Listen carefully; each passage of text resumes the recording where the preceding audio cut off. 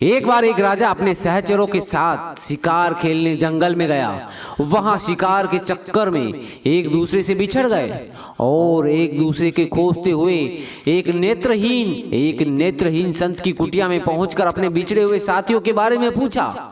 नेत्रहीन संत ने कहा, महाराज, सबसे पहले आपके सिपाही गए हैं, बाद में आपके मंत्री गए और अब आप स्वयं पधारे हैं। इसी रास्ते से आप आगे जाएं तो मुलाकात हो जाएगी। संत के बताए हुए रास्ते से राजा ने घोड़ा दौड़ाया और जल्द ही अपने सहयोगियों से जा मिला और नेत्रहीन संत के कथनानुसार एक दूसरे के आगे पीछे ही थे वे।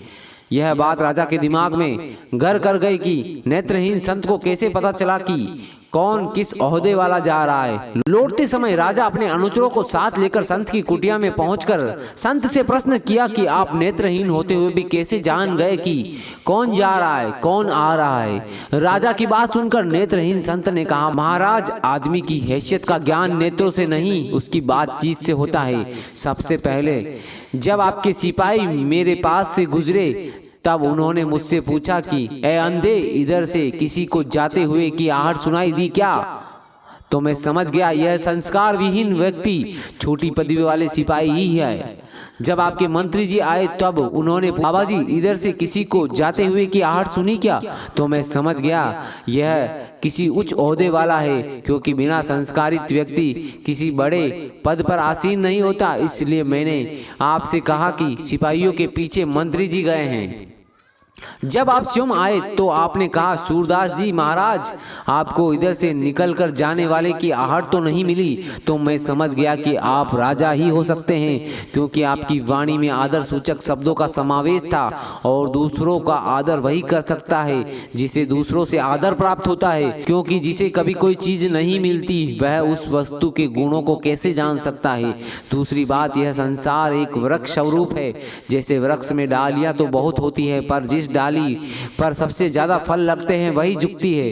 इस अनुभव के आधार में मैं नेत्रहीन होते हुए भी सिपाहियों, मंत्री और आपके पद का पता बताया। अगर मुझसे कोई गलती हुई हो तो क्षमा करें। राजा संत के अनुभव से प्रसन्न होकर संत की जीवन वृत्ति का प्रबंध राजकोष से करने का मंत्री जी को आदेशित कर वापस राजमहल आया। इस कहानी की शिक्षा, प्रत्येक मनुष्य को ऐसी भाषा बोलनी चाहिए जो सुनने वाले के मन को आनंदित करे। ऐसी भाषा सुनने वाले को सुख का अनुभव कराती है, इसके साथ ही स्वयं का मन भी आनंदित का अनुभव करता है। ऐसी ही मीठी वाणी के उपयोग से हम किसी भी व्यक्ति को उसके प्रति हमारे प्यार और आदर का एहसास करा सकते हैं। आजकल हमारा मध्यम वर्ग परिवार संस्कार विहीन होता जा रहा है।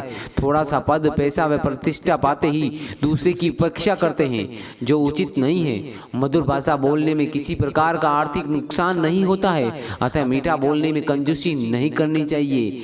आपको कहानी अच्छी लगी हो तो कमेंट करें और शेयर जरूर करें और सब्सक्राइब कर ले चैनल को। धन्यवाद।